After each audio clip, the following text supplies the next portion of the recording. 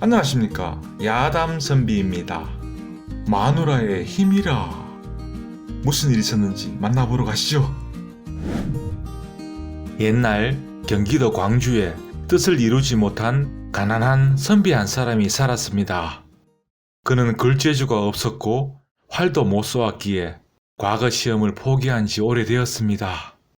지체와 문벌이 낮고 농사 지을 땅조차 없어 그저 아내의 도움으로 하루하루 살아갈 뿐이었습니다. 한양에 대대로 아는 인척이 좀 있어 장사길이라도 터볼 심산으로 30년간을 출입했지만 아무런 성과가 없었습니다. 돈 한 푼 없는 가난한 시골 선비라 비웃으며 다들 멀리하고, 어느 날엔 부인이 꾸짖으며 말하는데, 도대체 당신이 할 줄 아는 게 무엇이란 말이오. 한양에 출입하는 다른 이들은 착실히 공부하여 과거에도 급제하고 벼슬자리 하나씩은 다들 꿰차는데, 그도 아니면 권세 있는 사람들과 교제하여 장사길을 뚫어 집안을 일으키기라도 합니다. 30년 세월을 다 허비하고도 절친하게 지내는 사람 하나 없이 가산만 다 탕진하고 있으니 혹시 출세에 빠지거나 노름을 하고 다니는 것은 아닙니까? 선비는 부끄러운 마음에 차마 답을 하지 못하고 한참 만에야 내가 어찌 사람의 도리로 당신이 삭바느질을 해서 만들어준 돈으로 그런 짓을 한단 말이오. 조금만 기다려 보시오. 30년 한양 출입을 헛되이 했겠소. 문벌 높은 김아무개와 오래전부터 친밀하게 지내왔는데 지금은 홍문관의 높은 벼슬자리에 올라 있소이다. 그가 나의 공공함을 늘 걱정하여 자기가 평안감사가 되면 반드시 한미천 두둑이 챙겨준다고 했으니 우리 집안에도 곧 볕들 날이 있을 것이요. 예? 그런 일이 있다면 진작 알려주시지. 괜히 당신을 원망했네요. 거참, 일이 다 성사되면 말하려고 했지. 하지만 사실 선비는 그 김아무개 얼굴 한번 본 적이 없었는데 그저 마누라의 원성이 두려워 한양길을 걷다가 주워들은 발을 그냥 대충 둘러댔을 뿐이었습니다. 저 홍문관의 김아무개는 뒷배가 든든하여 언젠가는 평안감사로 갈 듯하네 그려. 그러게 그 집안이 오죽 잘나가지 않는가. 김아무개라.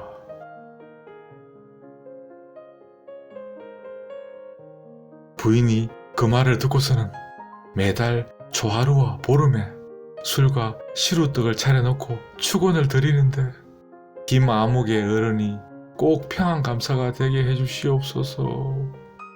김아무개 어른이 꼭 평안감사가 되게 해주시옵소서. 선비는 차마 그런 부인을 말릴 수도 없고 부인은 해마다 그 김아무개의 안부를 묻는데 아직 많이 멀었다오.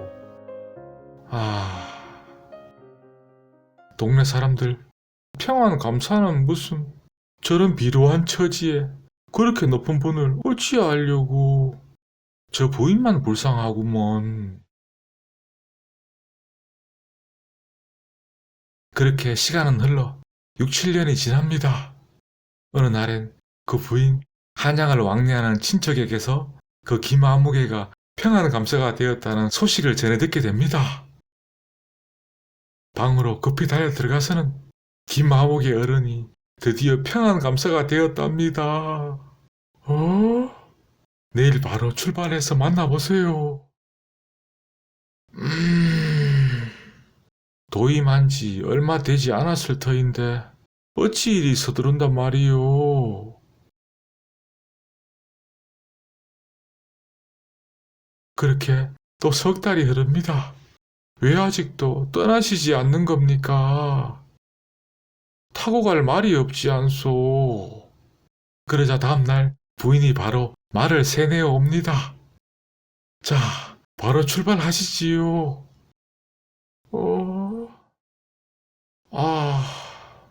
몸이 아프다오. 그러면 사람을 보내 서신이라도 전달토록 하세요. 누가 나를 위해 그 먼 길을 가줄 수가 있단 말이오. 노자도 한두 푼 두는 게 아닌데. 이웃 마을 제 친척 되는 오라버니께 부탁하면 들어주실 겁니다. 노자 돈도 이렇게 두둑이 준비해 두었답니다. 그 선비는 점점 더 난처해져만 가는데 쥐구멍이라도 있으면 찾아 숨고 싶은 마음뿐이었습니다. 편지글 쓸 종이가 없잖소. 자, 여기 준비해 놓았습니다. 선비 온갖 핑계를 대고 백방으로 피하려 해도 이제는 도저히 어쩔 수가 없었습니다. 뜬 눈으로 밤을 지새우고는 마침내 염치불구하고 일면식도 없는 그 김아묵의 평안감사에게 편지를 씁니다. 장장 3장이나 되는 장문의 글이었는데 그 내용은 대략 이러했습니다. 소생의 황당한 글을 접하실 대감께서 얼마나 의아해 하실지 그저 송구할 따름입니다. 저희 기구한 행편을 모면하려 한 번도 뵙지 못한 대감을 오래된 벗이라 칭하며 대감께서 평안감사가 되시면 저에게 한미천 챙겨주신다고 오래전에 그렇게 제 부인에게 거짓으로 말했습니다. 수십 년간 삭바라지를 해서 저를 뒷바라지해 주었는데 아무것도 해준 것 없는 무능한 남편이어서. 하지만 어리석게도 제 부인은 그 말을 철석같이 믿고는 6, 7년 가까이를 매달 초하루와 보름이 되면 대감께서 평안감사에 오르시도록 술과 떡을 차려놓고 치성을 드렸습니다. 소생의 새 치혈을 원망하고 자책하였지만 도저히 그 말을 거두어 드릴 수가 없었습니다. 부디 대감께서는 소생을 불쌍히 여기시고 너그러이 용서해 주시기 바랍니다. 자, 그렇게 그 편지는 부인의 친척 오라버니를 통해서 평안감사에게 전달되고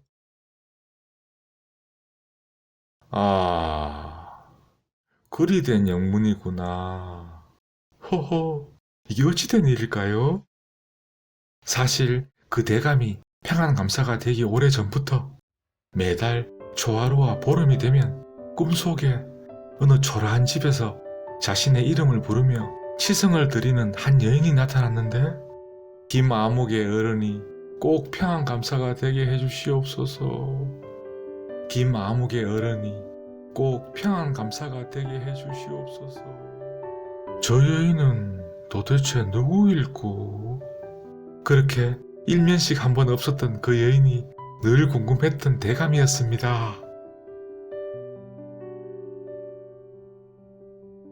한참 후에 그 편지의 심부름꾼을 불러드리는데 허허, 내 오래된 절친의 안부를 이리 듣게 되어 참으로 반갑구먼. 나의 답신들과 함께 작은 선물도 준비했으니 그대가 다시 고생 좀 해주구려. 이곳 지방에서 나는 곡물로 만든 유명한 약과인데 나의 벗이 참으로 좋아할 듯하이. 자네 것도 따로 준비했으니 허허, 잘 전달해 주시구려. 예, 고맙습니다요.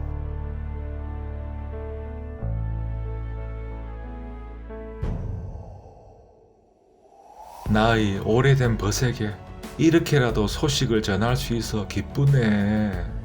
언제든지 이곳을 한번 찾아주시게나. 그날을 기약하며 그리고 나의 마음을 담은 작은 선물도 함께 보내니 부디 행복하고 멋진 일들만 가득하게나. 절친 김아묵의. 호호, 이 사람 당신. 호호. 부부는 약과 한 줄을 꺼내어 만나게 먹는데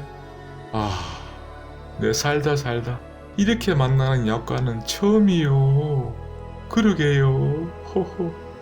그런데 약과는 위쪽에 한 줄밖에 없고 그 아래에 별도의 작은 괴짝 하나가 들어있었는데 그걸 조심스럽게 열어보니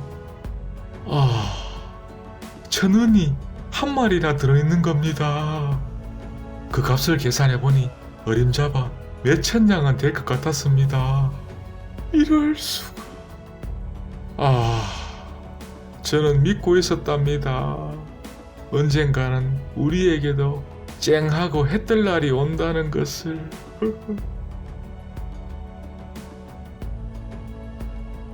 선비는 그 돈을 미천 삼아 포목점 장사를 시작했는데 평안감사의 절친이다라는 소문에 한양에서까지 물건 주문이 들어오고 그 평안감사가 제 몫의 약값까지 챙겨주셨답니다. 대박. 그 비루한 선비의 말이 진짜였네구려. 정말로 평안감사의 절친이었다니. 아이고, 평안감사 대감의 친구분 아니십니까? 외상으로라도 물건 다 드릴 테니 마음껏 가져가십시오. 그래도 돈을 내야지. 집안에 넘쳐나는 게 돈인데. 감사합니다. 과거 시험 보는 선비에게 시집 보내기라. 무슨 사연이 있었는지 만나보러 가시죠. 옛날 한양 인근에 남편을 일찍 여의고 외동딸과 함께 가난하게 살아가던 한 여인이 있었습니다.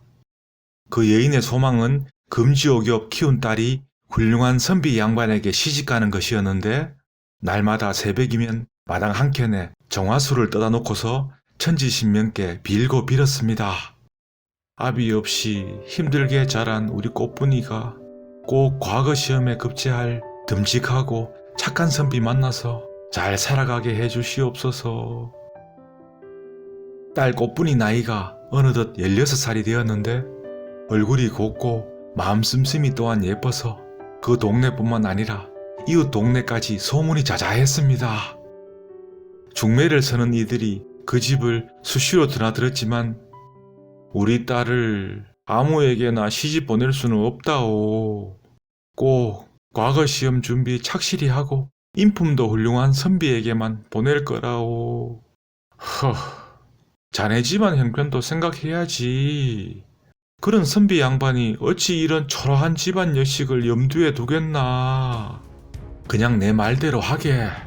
저 산등성이 넘어 길상이 총각, 집안에 돈도 많고 그 집에 시집가는 순간 아주 그냥 팔자 순통이라네. 나도 길상의 총각 얘기는 일찍이 들어 알고 있어. 그 행실이 나쁘다고 소문이 자자하던데. 에휴, 예전 철없던 시절에야 그리 했지. 요즘은 완전 딴 사람이라오. 참, 곧 다시 과거 시험에도 도전할 모양이던데. 예? 송산댁만 믿네. 자, 여기 돈은 얼마든지 더 줄 테니까 무조건 성사시켜 주게나. 호호, 걱정 붙들어 매셔. 그나저나 그 집 딸아이 어미가 좀 특별해서 꼭 과거 시험 준비하는 선비만 신랑감으로 찾으니 길상이 자네도 그 집에 장가 들려거든 억지로라도 공부하는 척 좀 하고 과거 보러 갈 거라는 소문도 좀 내고. 공부라면 딱 질색인데. 이보게 길상이 한잔 하러 가야지. 저작거리에 기생집 하나가 새로 생겼는데 무리 죽여줘. 뭐라? 당연지사 우리가 먼저 가봐야지. 자, 아무튼 송산댁만 믿네. 아휴, 저런 망나니 같으니라고. 내가 집안 노름비 때문에 어쩔 수 없이 이 짓을 한다. 아이고 내 신세야. 이번 일 잘 성사시켜서 한몫 단단히 챙겨야 하는데.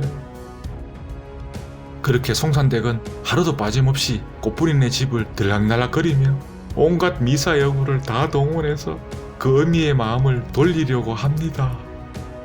하지만 꿈쩍도 안 하고.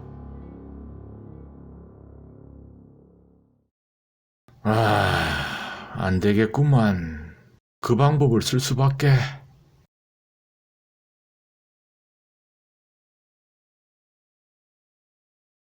어르신, 일전에 장사에 미천 쓸 돈이라며 천냥 정도 빌려달라 하셨지요. 그랬지. 근데 자네 춘부장이 들어줄 생각을 안 하는구먼. 제가 아버지께 잘 말씀드려서 꼭 빌려드릴 수 있도록 하겠습니다. 어? 그리 해주면 고맙지. 대신에 저희 부탁을 먼저 들어주셔야 합니다. 저 아랫동네 꽃뿌리네 집 그 아버지가 살아있을 때 빌려준 돈이 좀 있지요. 그거 얼마 안 돼. 한 100냥쯤 되나? 그 돈 전부 다를 바로 돌려달라고 하세요. 어? 에이, 그런 목돈이 그 집에 있겠나? 삭바느질 해서 조금씩 갖고 있는 처지인데 사실은 이러이러한 사정이 있어 제가 이리 해보려 합니다.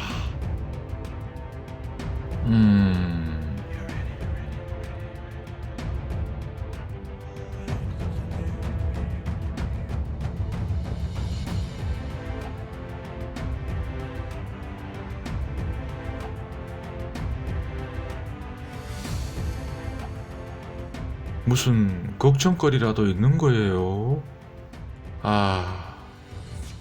저 윗동네 김진사 댁에서 예전 네 아버지가 빌린 돈 그 전부를 갚으라고 하는구나. 급히 써야 할 일이 있다면서 조금씩 갖고 있었는데 낭패로구나.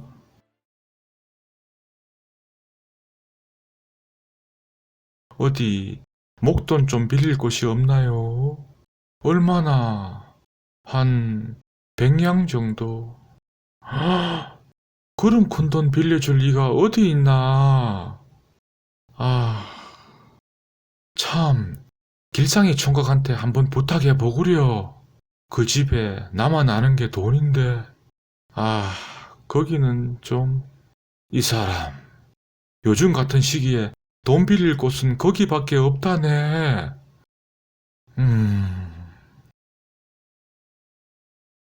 자, 그리하여 꽃분이 어미가 산등성이 너머에 살고 있는 길상이 총각을 만나러 가는데 무슨 그리 큰 돈이 갑자기 필요한 것이요? 사정이 있어서. 허허, 꽃분이와 내가 혼인만 한다면 이만한 재산이 다 꽃분이 몫이거늘 잘 생각해 보시구려. 난 바빠서 이만.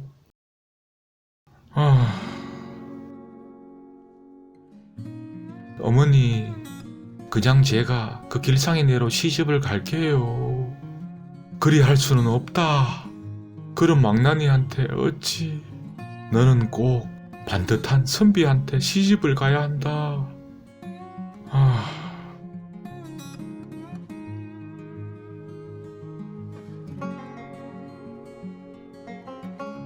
밖에 누가 찾아왔는데 여기를 누구? 조금만 기다리거라.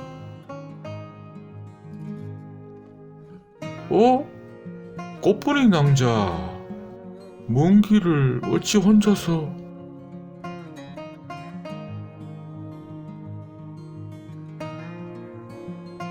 이 돈은 어디에서? 내일 길상이 총각이 가마꾼들과 함께 올 거예요. 집안 어른들께 저를 인사시키려고. 이 돈도 길상이 총각이 마련해 주었고요. 얘야.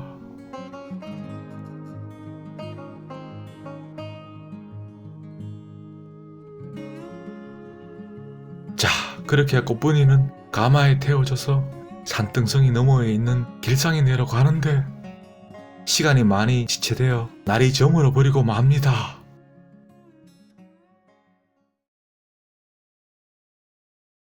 급히 주막을 찾아 들어가게 되고 남정네 길손들이 넘쳐나는 관계로 꽃분이는 주모와 함께 안방에서 자게 됩니다. 아니, 처자가 어찌 저 길상이와 함께 오는고? 한참을 머뭇거리다가 그간의 사정들을 얘기해주는 꽃분이 제 어머니 소원이 과거 공부하는 반듯한 선비에게 저를 시집 보내는 거였는데 이제는 다 소용없는 것 같네요. 에휴, 그렇다고 그래. 그 돈 때문에 저런 망나니에게 그 돈이 얼마인데 그래? 100냥이나 됩니다. 이때 밖에서 말 울음소리가 들리고 아니 여기서 뭘 하는 겐가? 오늘 제대로 된 큰 판이 벌어지는데 그러게 일이 지체되는 바람에 내일 아침에는 여기로 돌아와야 하네. 일단 빨리 가세나. 늦었구만. 저런 또 노름판으로 가려 하는구만. 눈만 뜨면 기생집 아니면 노름판에서 사니온. 얼마 전에도 여기에서 크게 투전판이 벌어졌다오. 그나저나 처자의 마음고생길 시집살이가 불보듯 뻔하니 이를 어찌하나. 과거 시험 보는 선비. 돈 100냥. 누님이라 불러도 되겠지요. 제가 과거에 급제한다면 잘 먹고 잘 쉬게끔 마음 써주신 누님 덕분입니다. 그리고 과거 보러 오는 길에 집안에 갖다 드릴 돈을 찾아왔는데 여기에서 좀 맡아주십시오. 시험 보고 돌아가는 길에 찾아가겠습니다. 그나저나 제 나이가 20이 한참 넘었는데도 아직 장가를 못 가서. 그 상투머리 한 거는 장가 못 가서 상투도 틀지 않고 한양에 올라오면 사람들이 저를 없인 여길까봐 이번 과거 시험에 급제도 하고 신부감도 구해간다고 집안 어른들께 약속드렸는데 시험에 급제할 자신은 있지만 제가 숙기가 없어서 고운 처자는 어디 만날 수 있을런지. 얼마나 반듯하고 착하든지 내가 홀딱 반했다니까 그래. 이제 돌아올 때가 되었는데 보니깐 처자랑 천생연분 잘 어울리겠구만. 그나저나 길상에 저놈 저렇게 나가면 또 한 며칠 눈이 뒤집어져서는 노름판에서 살 텐데. 아이고.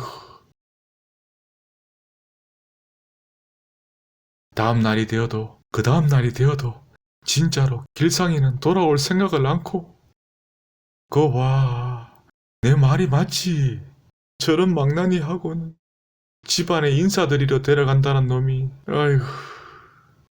그 순간 누님 덕분에 과거에도 급제하고 아이고 장하네 그려.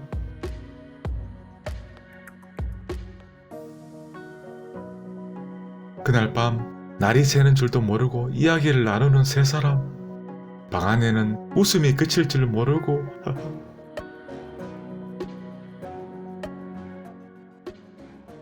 이제 떠나야 할 것 같소. 혹여 괜찮다면 그 빌린 돈 100냥을 내가 갚아도 되겠소. 예? 그리고 머나먼 시골에서 올라온 촌놈이지만 그렇게 나쁜 놈은 아니니 그대가 나의 배필이 되어줄 수 있겠소.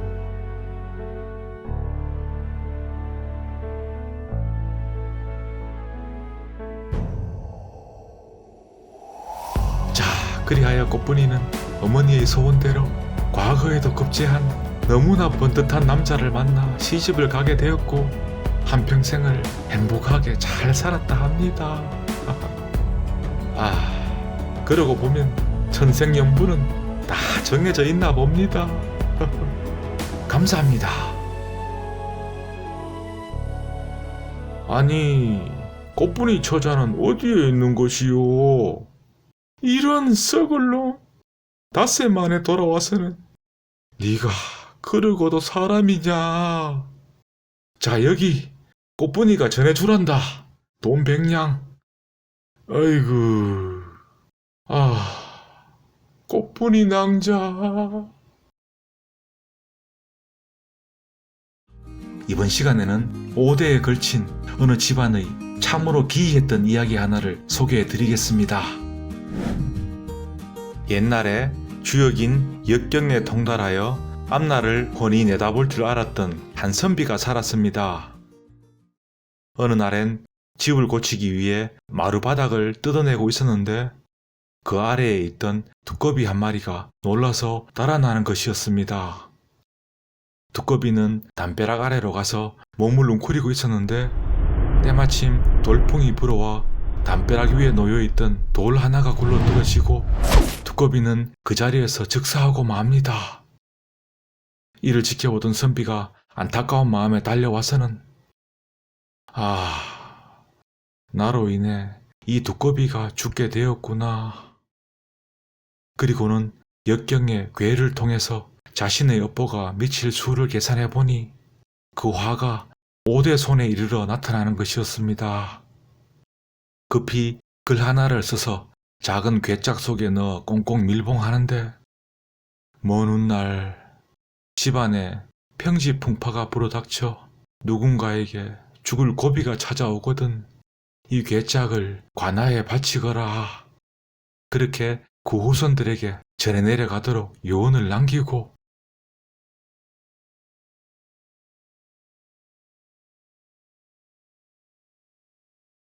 세월이 흐르고 흘러 그 선비의 5대 손에 이르게 됩니다. 그 5대 손은 독자였는데 어느 날 그 고을에서 발생한 살인사건의 범인으로 몰리는 억울한 누명을 쓰게 되고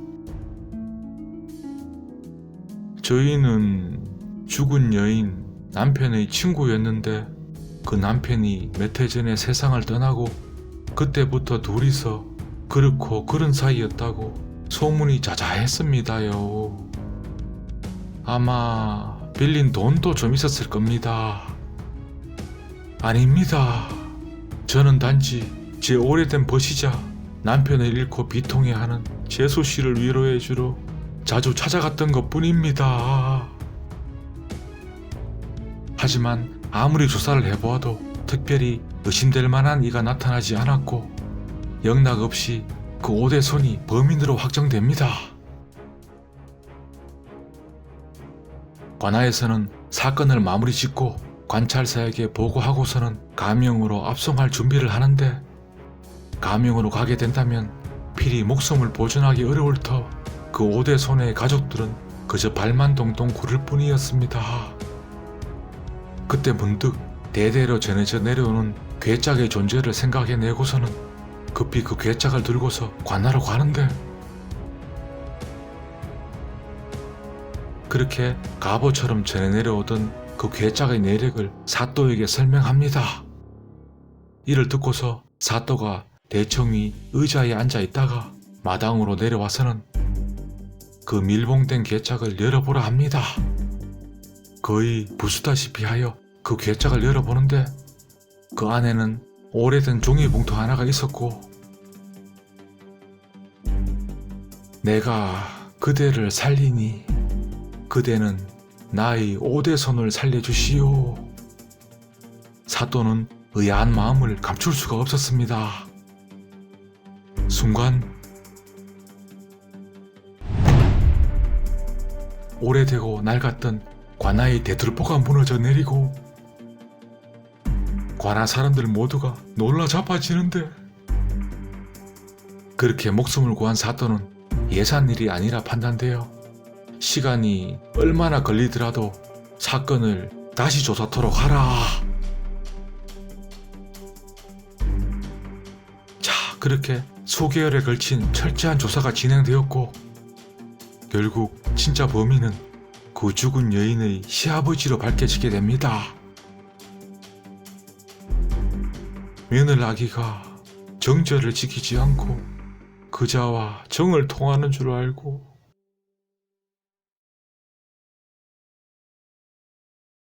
자, 그리하여 억울한 누명을 쓰고서 죽을 고비에 처해졌던 오대소는 무사히 풀려나게 되는데 그 5대 전 조상이었던 어른이 그날의 일을 하찮게 무시하고 그냥 지나쳤더라면 한낱 미물을 지언정 그 생명의 가치에 대해 다시 한번 생각해 보게 됩니다. 감사합니다. 신통방통 은괴짝이라. 자, 그 희한했던 은괴짝 만나보러 가시죠. 옛날 한양 모화관 뒤편 한 허름한 초가집에 이제 갓 16살 된 어린 총각이 홀어머니를 봉양하며 살고 있었습니다. 물려받은 논밭 하나 없이 찢어지게 가난했기에 엿을 팔아 겨우 생계를 유지하고 있었는데, 무가 과거 시험이 열리던 날 옆판 가득 엿을 채워서는 시험장인 궁터로 가게 됩니다. 때가 너무 일러 관역 뒤에 옆판을 내려놓고는 잠시 쉬고 있었는데 졸음이 쏟아지고 그렇게 깜빡 잠이 들고 맙니다. 그런데 꿈속에 한 노인이 나타나서는 네가 지금 앉아있는 곳에 3,000냥 가까이 되는 은이 묻혀있다. 그 은의 주인은 남산동 고갯마루에 살고 있는 이씨 양반인데 그 집 마당에 앵두꽃이 한창 피어있을 것이다. 거기로 가서 은을 건네주고 빌렸다는 어음을 받아와서는 괴짝 속에 다시 넣어서 원래대로 묻어주거라. 그러면 너도 가난에서 벗어날 것이며 좋은 일들만 생길 것이니 지금 당장 실행하거라. 어서! 깜짝 놀라 눈을 뜬 총각. 급히 그 아래 땅을 파보니 과연 은으로 채워진 괴짝이 나오는 겁니다. 이 돈이라면 내 팔자를 고칠 수 있을 터인데. 그렇게 한번 껄껄 웃어 넘기고는 그 괴짝을 가지고 앵두꽃이 피어있다는 남산동 고갯마루 이씨 양반네를 찾아갑니다. 물어 겨우 그곳으로 가보니 담과 벽은 바스라지고 무너져 비바람조차 막지 못할 처참한 풍경의 집이 하나 있었습니다. 무슨 일로 찾아온 것이냐? 남노하고 초췌한 한 양반이 나오는데 그게... 그리고는 자초지종을 설명해 줍니다.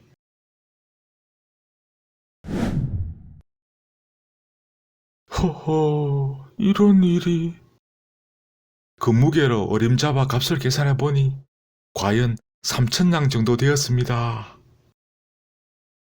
네가 그냥 취하지 않고 어찌 고지곧대로 이곳으로 가져온 것이냐? 허허, 그러면 되겠습니까요? 이 은의 주인이 날이라는데. 허허, 이런 녀석을 봤나? 그리고는 어음을 끊어주는데 다시 묻어주고는 이곳으로 와보거라. 예. 자, 그렇게 총각은 그 어음이 든 괴짝을 원래 있던 자리에 묻어주고 다시 돌아옵니다. 홀어머니를 모시고 산다 했느냐? 예. 엿을 팔아 겨우 어머니를 봉양하며 생계를 유지하고 있습니다요. 네가 가져다 준 이 은으로 넓은 집과 농가 밭을 살 터이니 어머니를 모시고 와 함께 살자꾸나. 하하. 고맙습니다. 자, 그렇게 총각은 이씨 양반이 새로 마련한 집으로 어머니를 모셔와 별채에서 기거하며 함께 살게 되는데, 총각의 혼처도 이씨 양반이 알아봐 주었으며 생활에 필요한 모든 것을 다 장만해 주었습니다. 얼마 지나지 않아 그 이씨 양반은 과거에 급제하고 좋은 뱃을자리를 두루역임하게 됩니다. 지방 고을의 수령직도 여러 번 지냈는데 그때마다 그 젊은이를 늘 데리고 다니며 관가의 재물을 함께 누렸습니다. 수년이 흐르고 이씨 양반이 평안 감사가 되어 젊은이와 함께 부임시에 도착했는데 그곳 과명의 창고를 살피다가 으슥한 곳에 놓여진 낯이 익은 괴짝 하나를 보게 됩니다. 이 괴짝은 그 옛날 네가 가져왔던 그 괴짝이 아니더냐? 그러게 말입니다. 놀라서는 얼른 그 괴짝을 열어보는데 과연 그 안에는 옛날 이씨 양반이 끊어준 어음이 들어있었고, 이게 어찌된 영문인가. 그러고 보니 그 옛날 신인께서 우리 모두 빈공한 처지라고 너를 시켜 은을 빌려준 것이로구나. 그리고는 이씨 양반 그동안 모아왔던 은으로 정확히 반납을 합니다. 네가 다시 그곳으로 가서 묻어주고 와야겠구나. 그 이후로 일은 더 잘 술술 풀리고 재물은 더 넘쳐나게 되고, 그렇게 이씨 양반과 젊은이 양쪽 모두 대대손손 잘 살았다 합니다. 그 괴짝이 어찌하여 이곳까지 오게 되었을까요? 참으로 신통방통한 일이 아닐 수 없습니다. 우리 모두도 올 한해 이러한 기막히고 아름답고 행복이 쏟아지는 신통방통한 일들이 가득하길 소망해 봅니다. 감사합니다. 힘든 일이 있으신가? 조금만 기다려 보시게. 곧 은괴짝이 그대에게 찾아올 터이니.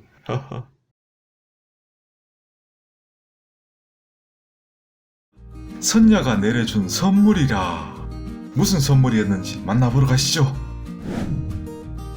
옛날 경상도 함창에 한 어르신이 살고 있었는데, 그는 부유하고 후덕하여 고을 사람들의 칭송을 한 몸에 받고 있었습니다. 그런데 매서운 바람이 몰아치던 어느 추운 겨울날, 몸 밖에 남루한 옷을 입은 문둥병에 걸린 여인이 찾아와 재워달라고 애걸을 하는 겁니다. 그 용모가 추악하기 이를 데 없었으니 집안 사람들이 모두 코를 막고 얼굴을 돌렸습니다.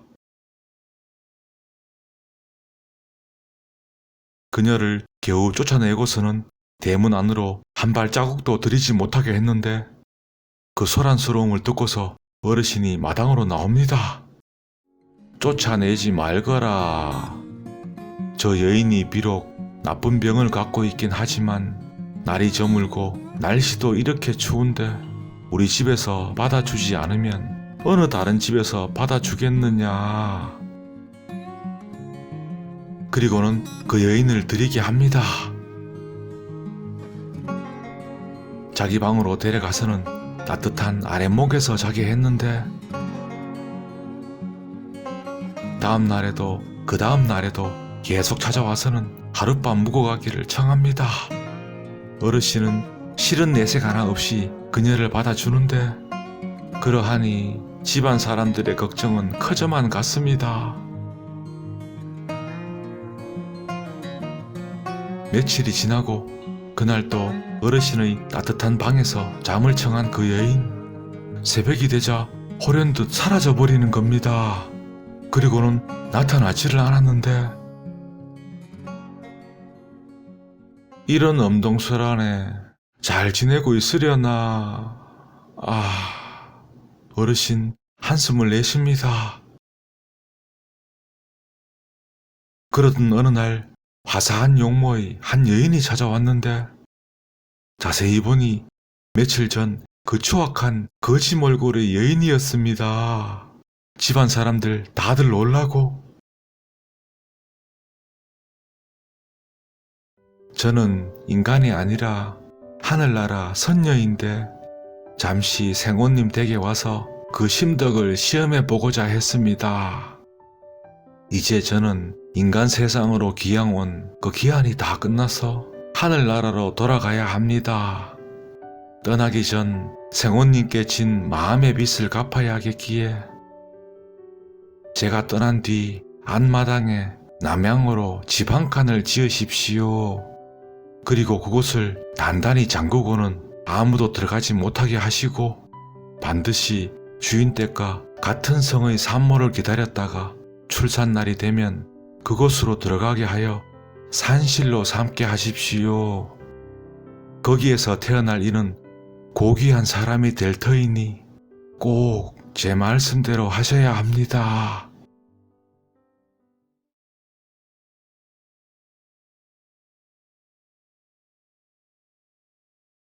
어르신 이를 기이하게 여기고서는 그 즉시 산실로 쓸 집 한 칸을 정성들여 짓게 됩니다.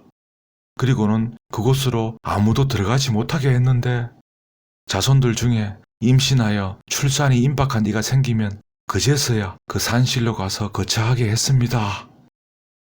하지만 그때마다 그 임산부의 고통은 더 심해져 견딜 수가 없게 됩니다.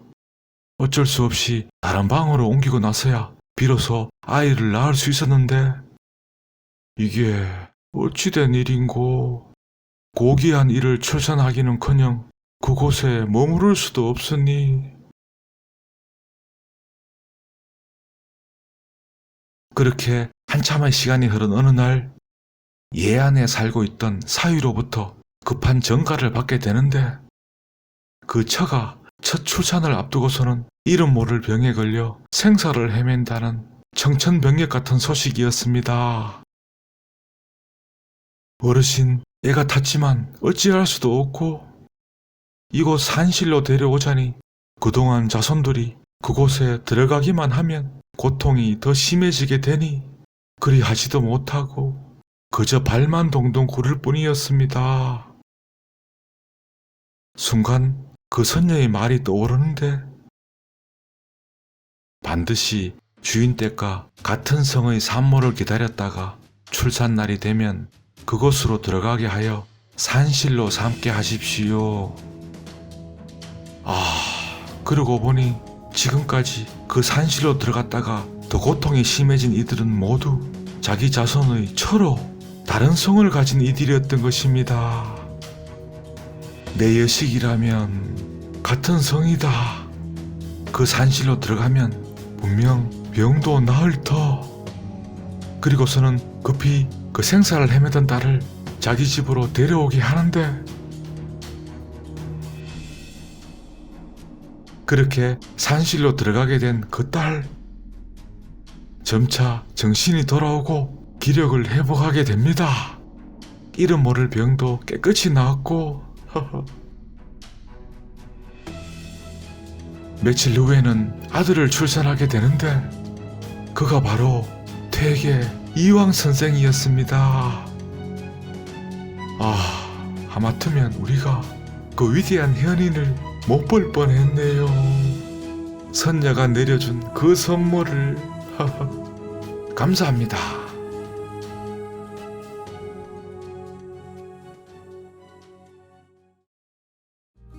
보은이라 그 은혜 갚은 이야기 만나보러 가시죠.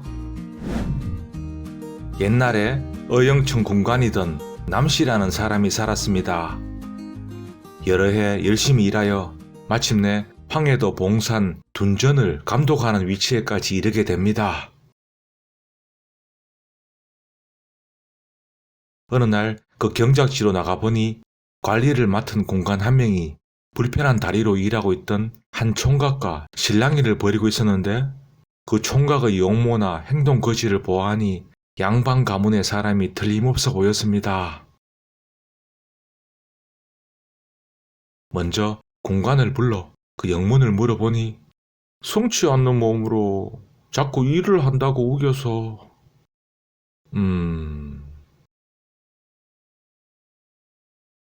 다시 남씨가 그 총각을 불러 연유를 물어보는데 그는 과연 본래 양반가 신씨의 자손이라 답하면서 진사에 쳤던 아버님이 일찍이 세상을 떠나게 되자 가세는 점점 기울어갔고 얼마 전에는 모시고 살던 어머니마저 병환으로 그만 제 다리가 성치 않는 관계로 오랫동안 일을 할 수가 없어서 집안에 남아있는 것이라고는 갚아야 할 어머니 약재값 그 빚뿐입니다. 마침 오늘 여기 밭에 일자리 하나가 났다고 해서 급히 달려온 것인데 감독관 남씨가 그 총각의 말을 듣고 불쌍히 여겨서는 둔전을 감독하는 3년 내내 각별히 잘 보살펴 주었는데 저희한테는 이 일을 재촉하거나 책망하지 말게나. 예, 알겠습니다요.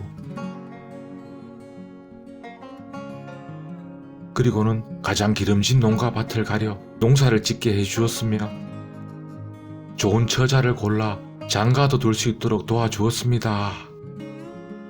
자, 그렇게 그 신시총각은 가정도 꾸리게 되고 풍성한 농작물 수확으로 가게도 번성하게 되었는데 몇 년 후에는 한양 인근으로 이사를 해서 포목점 장사를 시작하게 됩니다. 비록 감독관 남씨와는 멀리 떨어져 있었지만 해마다 가을이 되면 고운 비단 한 피를 예전 그 고마움의 답례로 보내주었습니다. 그러면 남씨는 더 후하게 특산품 등을 또 그 답례로 신씨에게 보내고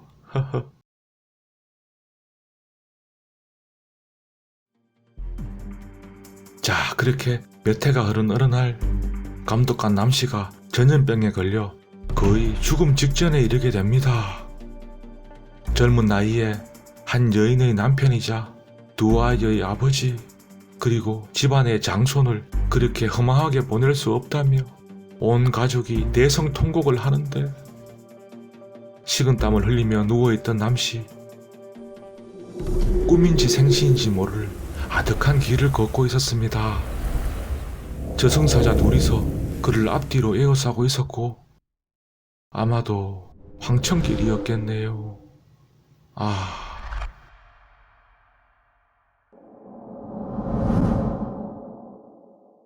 그렇게 어느 거창한 관아 같은 곳에 이르렀는데 한 백발의 노인이 나타납니다. 나는 봉산 모촌에 살았던 신아무개의 조부입니다.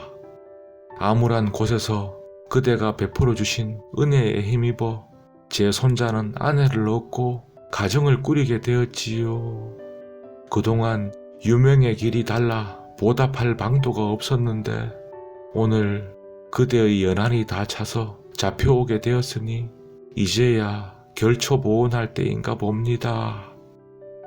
제가 살아생전 쌓은 공덕이 좀 있었던 관계로 여기 명부에 힘을 좀 쓸 수 있었지요. 그대의 수명을 늘리는 조치를 해두었으니 다시 인간 세상으로 돌아가 잘 사십시오.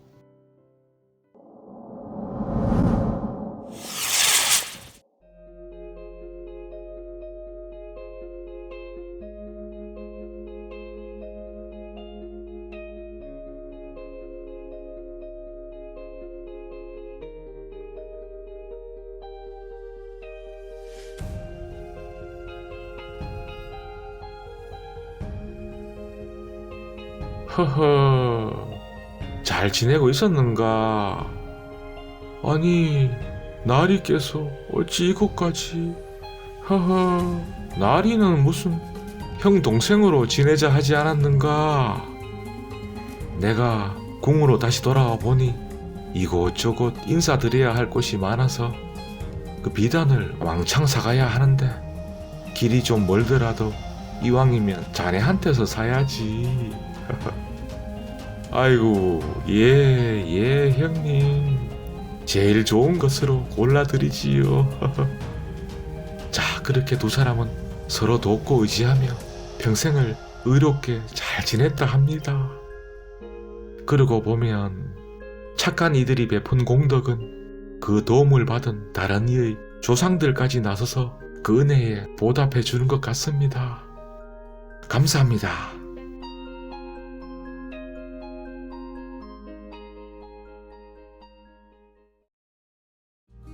두 과부 댁의 운명이라. 무슨 사연이 있었는지 만나보러 가시죠. 옛날 한양 인왕산 아래 피룬대 고갯마루에 송산댁, 봉산댁 그렇게 두 명의 과부가 살고 있었습니다. 둘 다 모두 젊어서 남편을 잃고 슬하에 어린 두 아들만을 키우며 살았는데 두 집안 모두 가난하여 하루 한 끼조차 먹지 못하는 날이 태반이었습니다.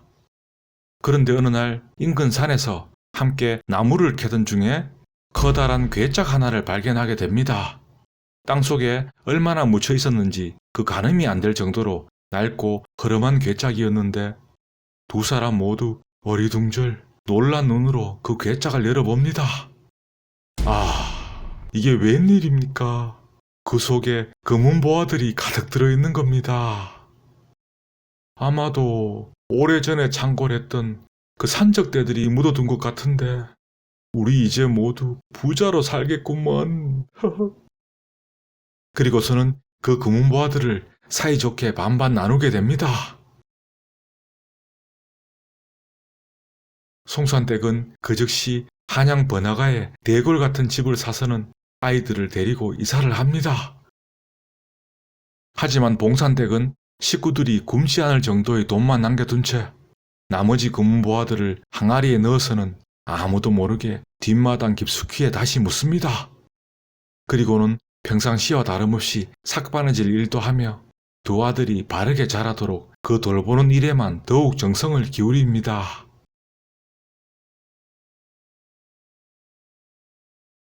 (20여 년이) 지나고 그 사이에 봉산댁의 두 아들은 각자 뜻한 바대로 선해청과 탁지의 서리가 되었으며 가세도 많이 여유로워졌습니다. 어느 날 봉산댁이 두 아들과 며느리를 불러 모아서는 오래전에 뒷마당에 묻어둔 검은 보화로 가득 찬 항아리를 꺼내 보입니다. 모두들 놀라 자빠지고 어머니, 이게 어찌된... 봉산댁이 그 자초지종을 설명하고서는 예전 그 생계가 망망했던 시절에 이 검은 보화들로 호의호식하며 잘 살 수도 있었다. 하지만 그리 했다면 철부지 어렸던 너희들이 부잣집 모양만을 보고 세간의 어려운 일들을 알지 못하고 자랐을 것이다. 배고픔과 추위를 알지 못하고 사치스럽고 교만한 품성이 몸에 배인다면 분명 훗날에는 주색을 탐닉하고 잡기에 빠졌을 터. 지금까지 너희들이 바르게 자라 가업을 훌륭히 이루었고 이 돈이 생겼다고 사치하거나 낭비할 일은 없을 것이니 이제서는 공평하게 나누어 가지도록 하거라. 자, 그렇게 식구들 모두 대궐 같은 집으로 이사를 하여 남은 한평생을 풍요롭고 행복하게 잘 살았다 합니다. 그래도 남는 돈이 하도 많아서 봉산댁은 추운 겨울날이 되면 하루가 멀다 하고 두꺼운 버선 수십 벌을 사서는 한양 곳곳을 가마를 타고 다니며 맨발로 돌아다니는 거린들에게 나누어 주었는데 엄동설 안에 가장 견디기 어려운 것이 언발로 다니는 거라. 그러던 어느 날 아니... 송산댁이 아닌가. 오, 봉산댁. 그 사정을 들어보니 돈을 뿌려가며 키운 그 자식들은 하나같이 노름과 주색에 빠져 망나니가 되었으며 지금은 거지꼴로 어디를 떠도는지 알지도 못한다며 하소연을 합니다. 아이고, 자네는 우리 집에 가서 나와 함께 지내세나. 고맙네. 아, 참으로 복덩이처럼 찾아온 검은 보화. 하지만 절제를 모른다면 그 돈이 독이 되어 돌아오나 봅니다. 감사합니다.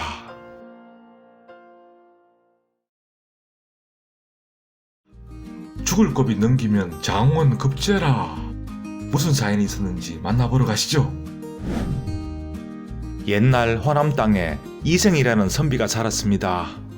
그는 글재주가 뛰어났음에도 과거 시험에는 여러 번 낙방을 했는데 그러하니 나이는 들어가고 가세도 점점 기울어가고 다가오는 과거에는 기필코 급제하고자 마음먹고는 집안의 논밭을 다 파는 등 그야말로 배수의 진을 치게 됩니다.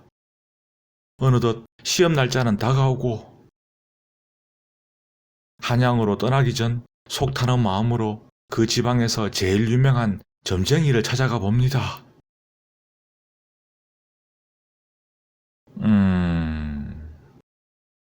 이번 과행에 죽을 애군이 있습니다. 예? 만약 그 고비를 무사히 넘긴다면 과거에 급제할 터인데 어찌하면 그 애군을 막을 수 있겠습니까? 가는 길에 소복 입은 여인을 만나 그 여인을 얻으면 죽음을 면할 수 있습니다.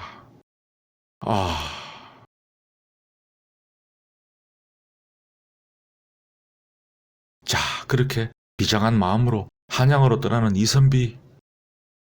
하지만 소복 입은 여인은 보이지가 않고 몇 날 며칠을 낙담한 채로 길을 재촉해 가는데 불안한 마음은 감출 수가 없었습니다. 죽을 애군이라 그동안의 공든탑이 다 무너진단 말인가. 그렇게 상심에 잠긴 채로 어느 고을 냇가를 지나가고 있었는데 그곳 주변 수양버들 아래에서 빨래를 하는 아낙네들을 멀찍이서 지켜보고 있던 한 소복 입은 여자를 보게 됩니다. 저기 혹시... 다급하게 물어보려 했지만 그 여인 놀라서는 몸을 돌려 도망을 가버리고 이선비가 급히 말을 몰아 따라가 보니 여인이 어느 대궐 같은 집으로 들어가는 겁니다.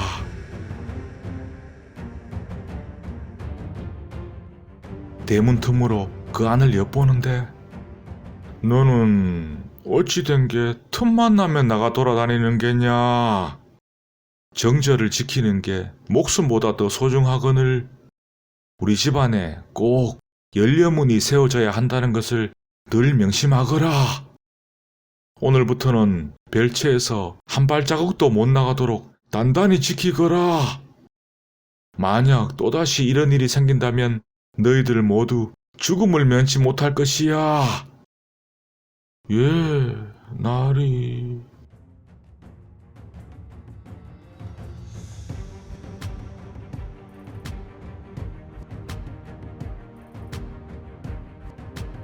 지나가는 사람에게 이 집안의 내력을 물어보니 아이고 말도 마십시오. 이 댁은 전직 정승대감이 낙향에서 살고 있는 집인데 그 꼬장꼬장함이 상상을 초월합니다요. 그 며느리는 젊디 젊은데 작년 이맘때쯤 서방을 먼저 떠나보내고 거의 옥살이 하듯 갇혀 지낸다 들었습니다. 이런 집안에서 어찌 저 여인을 얻을 수 있단 말인가. 하지만 어차피 저 여인을 얻지 못하면 내가 죽는다. 한참을 망설인 끝에 이리 오너라. 그렇게 그 집 안으로 들어가 보니 전직 정승대감이 떡하니 마당에 서 있고 뉘시오. 과거 보러 가는 서생인데 하룻밤 묵을 곳이 변변치 않아서 송구하지만 청을 드려봅니다. 사랑채로 안내해 주거라.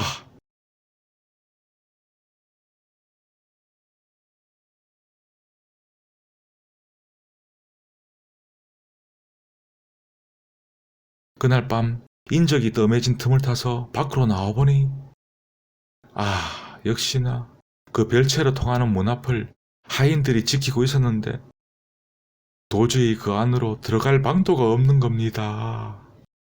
다음날을 기약하며 잠자리에 들고 하지만 과거 시험은 다가오는데 여기서 마냥 지체할 수도 없기에 내일 밤에는 무슨 일이 있더라도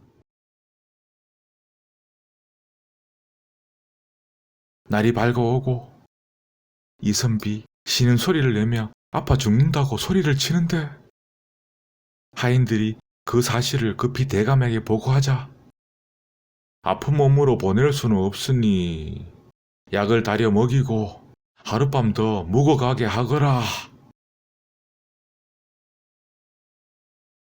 자, 그렇게 또 밤이 찾아옵니다.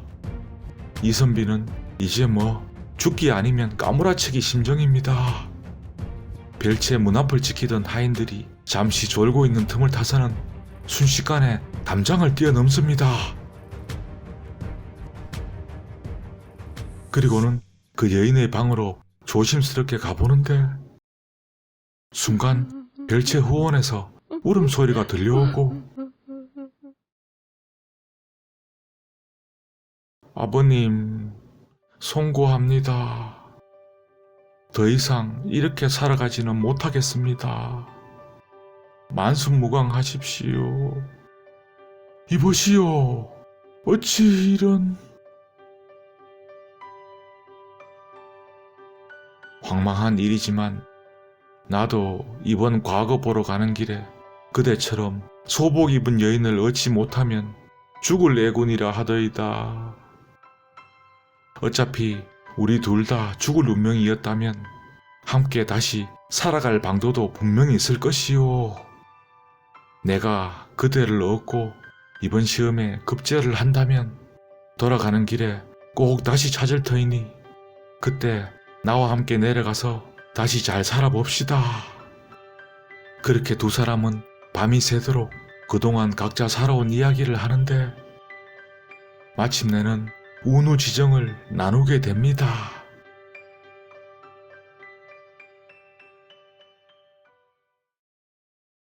이선비 다음날 동이 트자마자 대감께 인사를 드리고는 다시 길을 재촉합니다.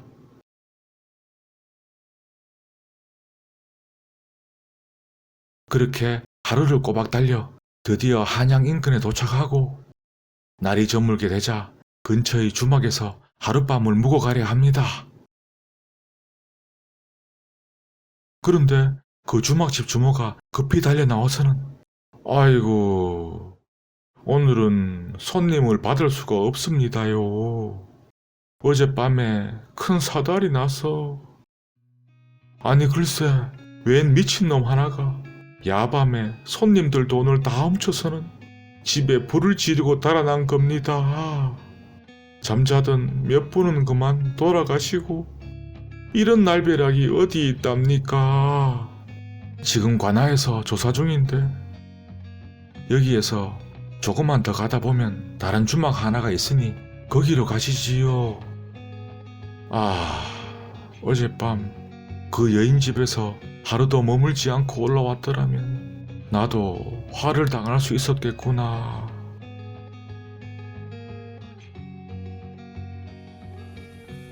자, 그렇게 무사히 과거 시험을 볼 수 있게 된 이선비는 장원 급제를 하게 됩니다.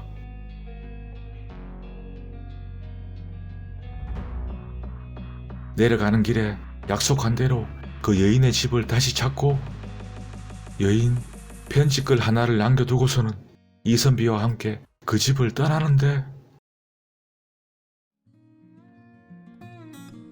며느리로서 아버님을 복양하며 평생을 함께하고자 했으나 일이 크게 어긋나 그 베풀어 주신 은혜를 다 갚지 못하고 이렇게 떠나게 됩니다.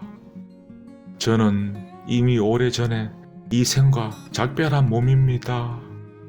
부디 저를 가엾게 여기시어 노여움을 푸시고 만수무강하십시오. 자, 그렇게 그 여인은 이선비의 후실이 되어 꺼졌던 삶을 다시 살아갔으며 하마터면 죽을 뻔했던 이선비도 훗날 한성우윤의 뱃을자리에까지 올랐다 합니다.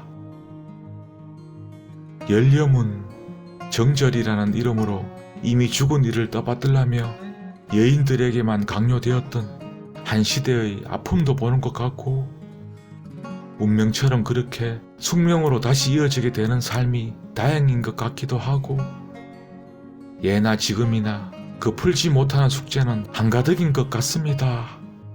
감사합니다.